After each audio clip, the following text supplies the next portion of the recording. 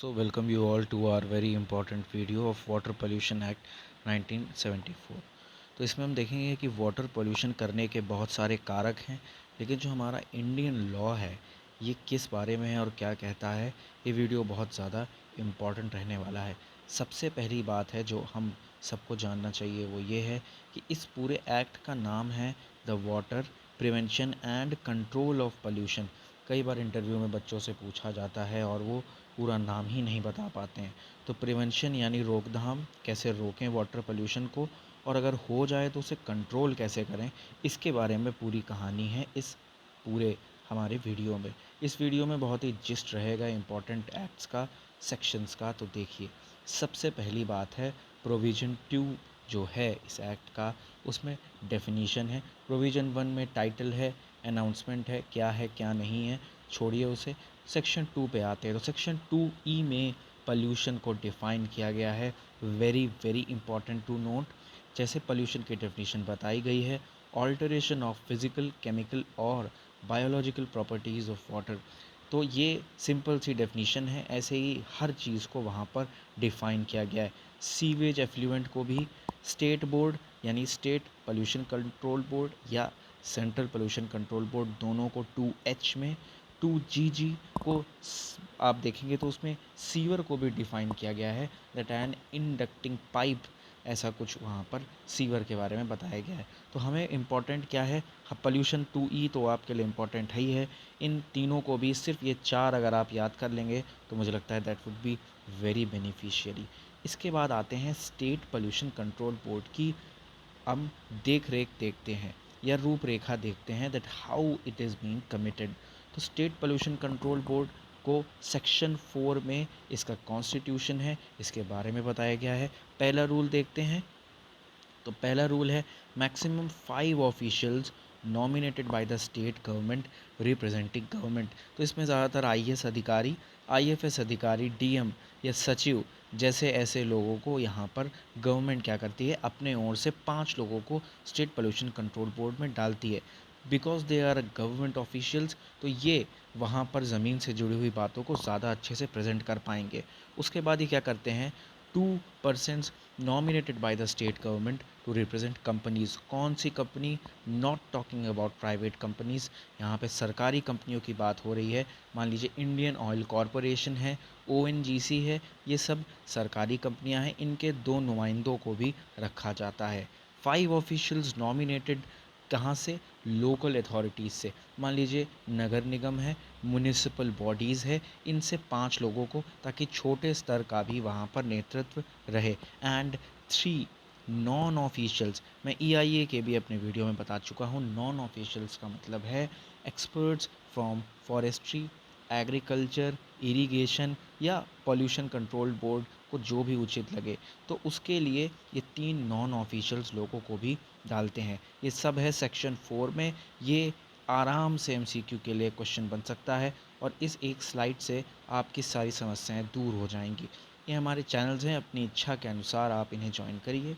फिर से हम आते हैं इम्पॉर्टेंट टॉपिक पर, यह है functions of state pollution control board. ये भी इसी एक्ट में ही बताए गए हैं।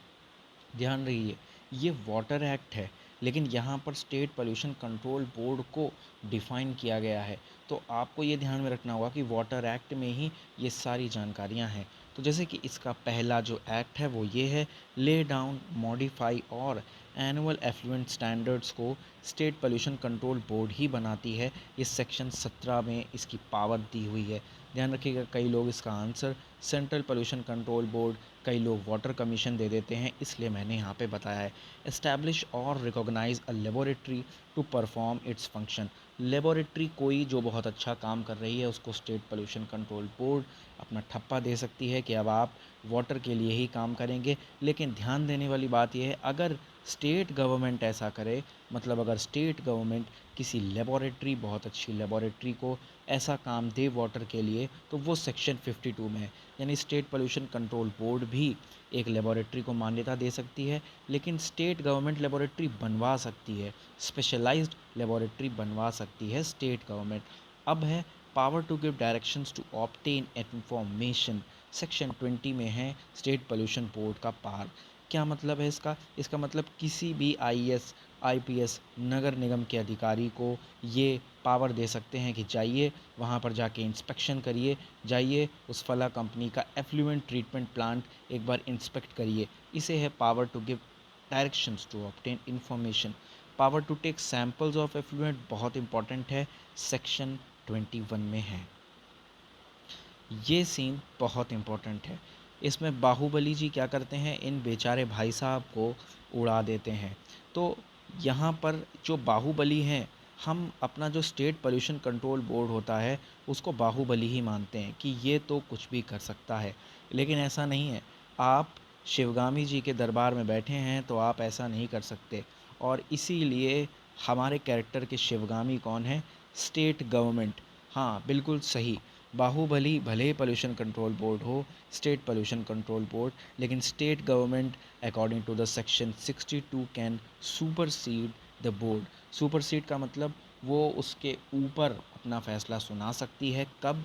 जब शिवगामी जी को लगे कि बाहुबली सही नहीं है। ऐसे ही जब हमारे स्टेट बोर्ड अच्छे काम नहीं करते हैं, डिफ़ॉल्टर हो जाते हैं, या पब्लिक के लिए उपयुक्त नहीं लगते हैं हमारे स्टेट गवर्नमेंट को, तो वो क्या करती है, उनके फ़ैसलों को डीबार कर देती है, बैन कर देती है, और ख़ुद से फ़ैसले देने लगती है इन द पब्लिक ग्रीवियंसेस। ये है हमारी बहुत इम्पोर्टेंट सेक्शन 62।